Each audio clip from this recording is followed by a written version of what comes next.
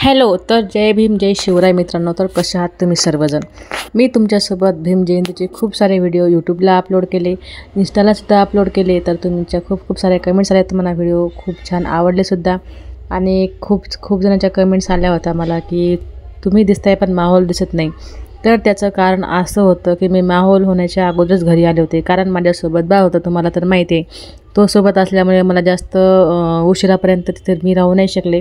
आणि माझी खूप इच्छा होती, पण बाळसोबत असल्यामुळं मी जास्त वेळ नाही राहू शकले. आणि हा जो माहोल आहे तो खरंच मी सुद्धा नाही पाहिला नव्हता. पण जेव्हा माझ्याकडे हा व्हिडिओ आला तर मला तुमच्यासोबत हा माहोल शेअर करते. आणि हा भीम जयंतीचा 14 एप्रिलची रात्र आहे की इतकी छान जयंती साजरी केली आहे.